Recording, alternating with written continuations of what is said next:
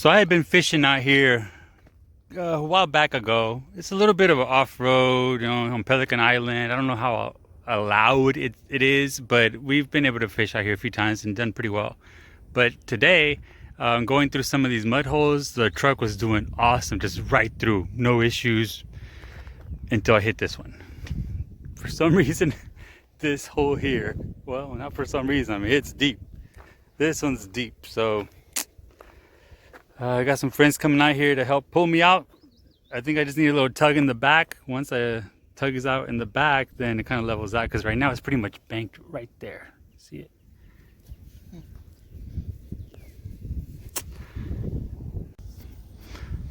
So I put it on 4 high, I put it on 4 low. I jacked up the back and I was able to put this tire that's here and a piece of wood, and another piece of wood from the other side also.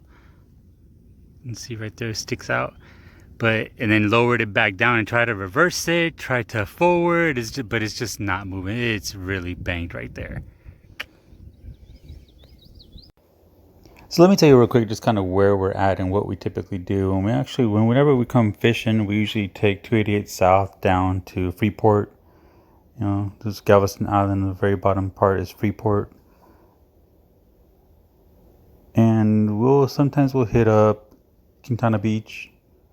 One side there's a little boat ramp on this side where you can do some good fishing on the side, and on the other side of the ramp there's actually nice off-road areas where you can do some fishing. Again, I don't know if this is just public land or not, but these are good fishing spots, so be aware of any tickets you might get out here too.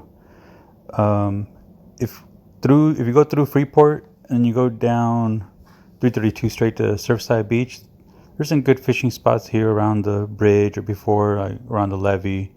Some good bait shops there also. And then on the end of Surfside, there is the jetty, the Surfside Jetty, which is right across from the Quintana Jetty. And there's pretty good fishing on both sides there.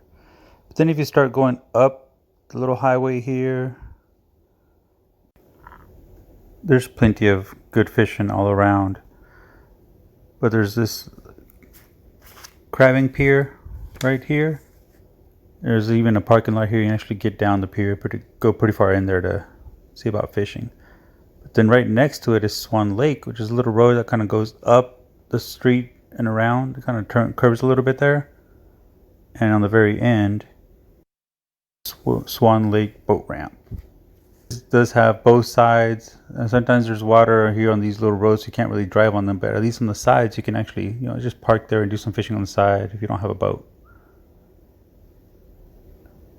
And it goes pretty far in there. I mean, sometimes, like you can hear in the picture, you can see a car here, a little truck on the very end. So I had my truck right here for a bit.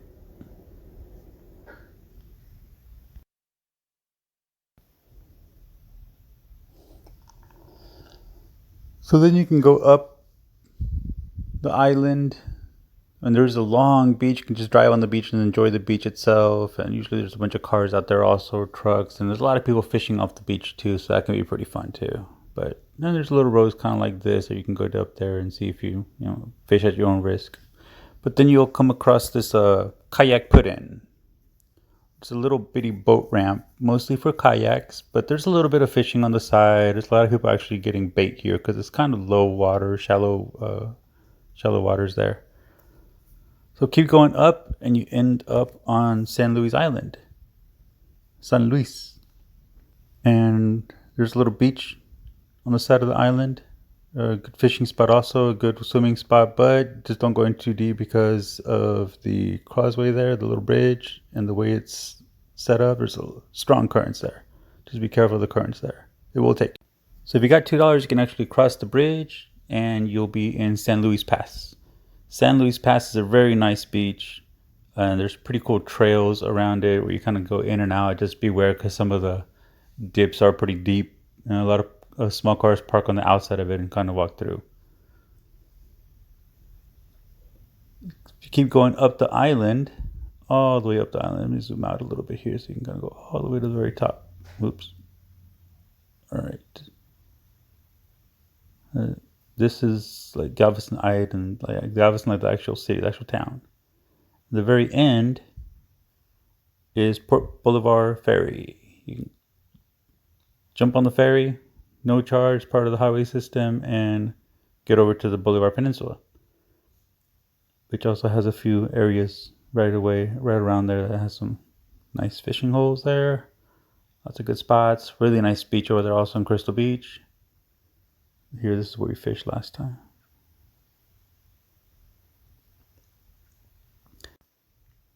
So then further up Bolivar Peninsula, you'll see Rollover Pass, which is actually not there anymore. They're actually bulldozing a bunch of dirt on here to fill it all in. Supposedly there was too much erosion because of it. So, and then supposedly they're going to be adding a pretty big pier there, a fishing pier. So we'll see if that happens. But right before it, you can still take Yacht Basin, and there's a little boat ramp there also. You can do a little fishing on each side. Just take up Yacht Basin all the way up, and then on the left or right side, there's a little fishing spot there too. Now, before you get to Galveston, there's Texas City, and Texas City has this dike. It's pretty long. It's like a little levee to protect the city from storm surges. But there's also, it's so long, there's a little beachy area, and there's also good fishing on both sides. It's pretty deep out there too. So you can see how long it is right here. Just keeps going. So I can zoom in a little bit.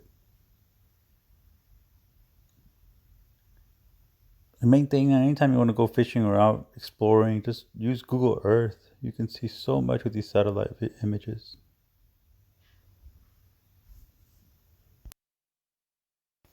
And that's the end of it right there,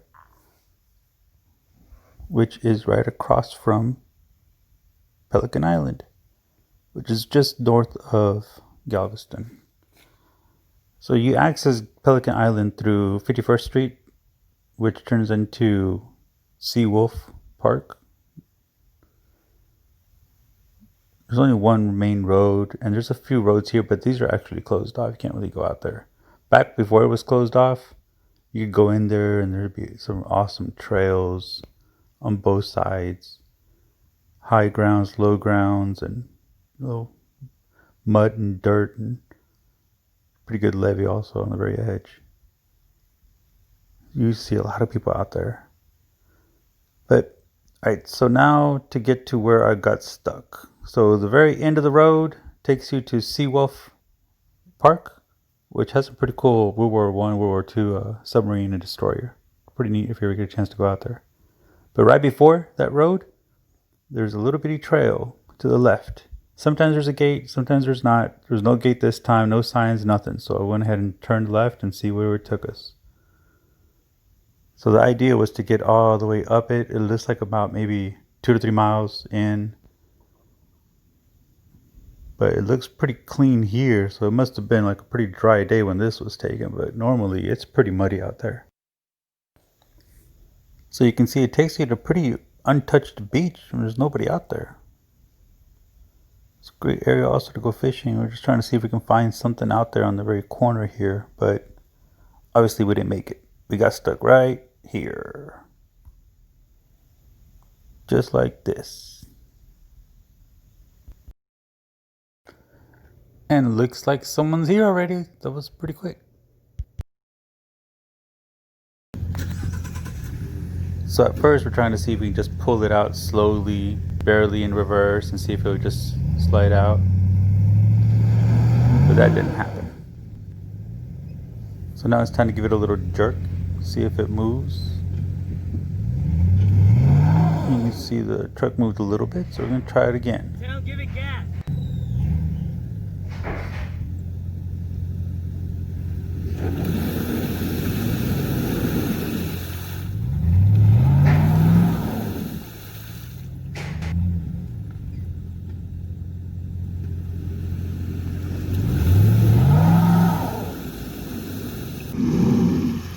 So jerking a little harder, but total the truck has moved about maybe about a foot and a half forward. Backwards. So we're gonna move it up a little bit, and we're gonna try again. So Bruce is gonna honk, and then I'll know to step on the gas.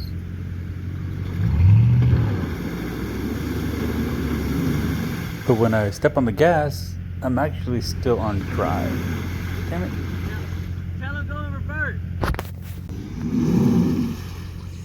Alright, so now it's time. Here we go.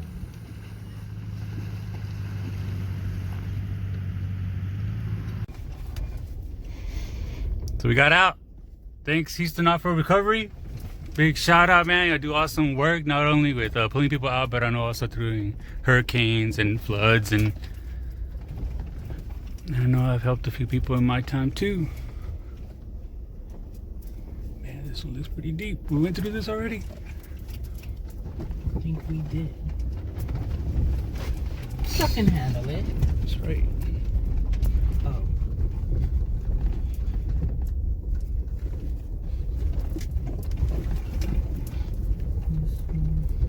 I thought there was alligators over there.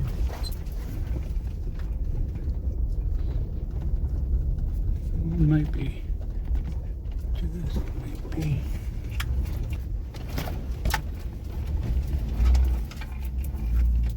Ready?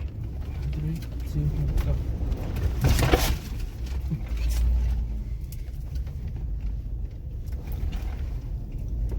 That was a good experience. That's right. We stranded for 40 minutes, but it's fine. Yeah, we were stuck there for about 45 an hour. Huh? Oh, yeah, now. Yeah, Bruce showed up pretty quick. He says he was at the beach. Who?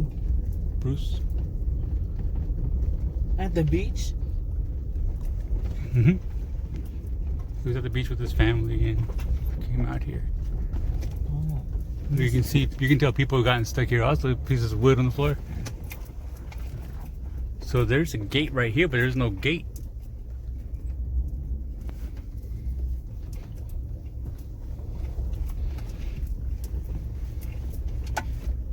Gate hinges. Alright, so before we do some washing, let's see what it looks like underneath right here with the window wheel wells that are at. Got that mud right there, the front lip right there. Ooh, it's right there too. That's thick.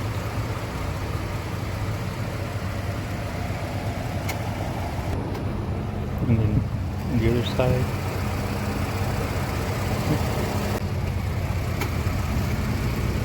And then underneath.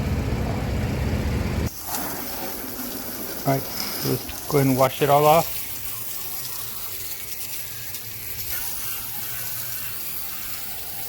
So I know this video is a little different, but I really had to take the opportunity of recording and putting something together because it was pretty interesting to get stuck out there, and videos of getting stuck in the mud are just fun to watch.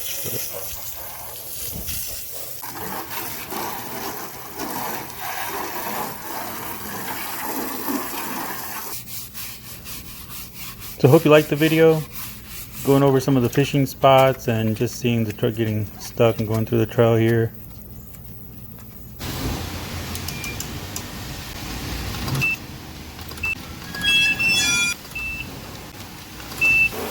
And now some high pressure rinse also. Alright guys, thanks again for watching. Don't forget to like, subscribe, and check out some of these other videos that I have too, alright?